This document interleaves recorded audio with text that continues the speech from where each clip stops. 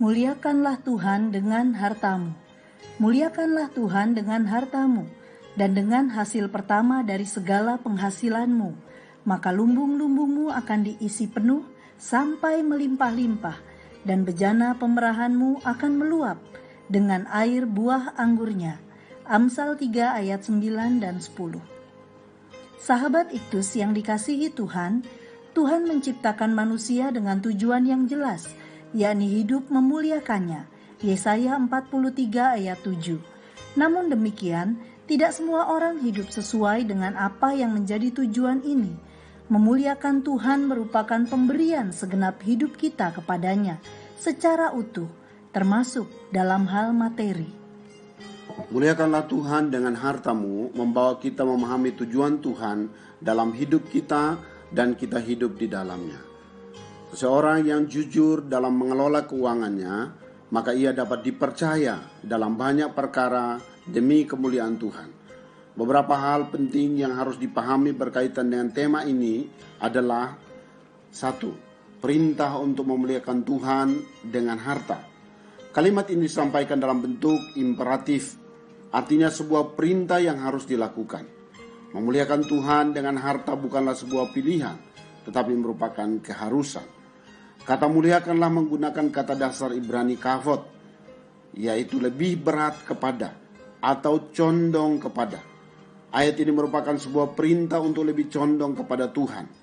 Seorang haruslah mengutamakan Tuhan lebih dari sesuatu yang lain. Dalam praktik hidup kita seringkali hal-hal lain yang menempati posisi lebih daripada Tuhan.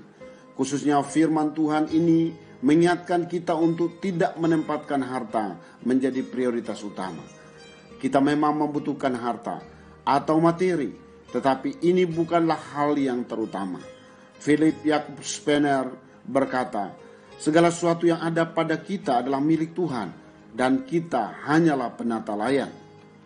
2. Cara memuliakan Tuhan dengan harta. Ada 2 cara untuk memuliakan Tuhan yang disampaikan dalam firman Tuhan ini. Pertama, muliakan Tuhan dengan harta berarti memberikan yang terbaik bagi Tuhan dengan apa yang kita miliki saat ini. Harta atau milik kita saat ini tidak berbicara tentang jumlah materi, yakni besar atau kecilnya, karena hal ini sangat relatif. Tetapi pemberian kepada Tuhan berkaitan dengan hati dan motivasi. Persembahan yang diberikan bukanlah dalam jumlah yang besar, tetapi perhatikanlah, ia memberikan dari apa yang dimilikinya, bahkan dari kekurangannya. Kedua, dengan hasil pertama dari segala penghasilan, berarti yang baru kita dapat. Salah satu cara memuliakan Tuhan dapat terlihat melalui kesetiaan kita memberikan persepuluhan dalam setiap berkat materi yang kita dapatkan. 3. Akibat memuliakan Tuhan dengan harta. Muliakan Tuhan dengan hartamu adalah kunci berkat. Ayat 10 merupakan akibat yang didapatkan bila seseorang memuliakan Tuhan dengan hartanya. Istilah penuh, sampai melimpah-limpah, meluap adalah berkat yang pasti diberikan oleh Tuhan. Bukan hanya kecukupan, bahkan kelimpahan. Hanya perlu diperhatikan bahwa diberkati melimpah secara materi bukanlah sebuah motivasi dalam memuliakan Tuhan. Itu adalah akibat yang dijanjikannya. Kita tidak menganut faham teologi kemakmuran yang menyatakan ikut Tuhan pasti makmur, selalu sukses dan tidak pernah sakit. Tetapi kita pun tidak boleh meniadakan janji-janji Allah bagi setiap orang yang memuliakan Tuhan dengan hartanya. Sahabat Iktus, bersyukurlah atas setiap berkat yang telah diberikan Tuhan kepada kita sebagai bukti kasih dan pemeliharaannya bagi kita. Itu adalah sarana bagi kita untuk hidup memuliakannya. Apa yang menandai seorang memuliakan Tuhan dengan hartanya?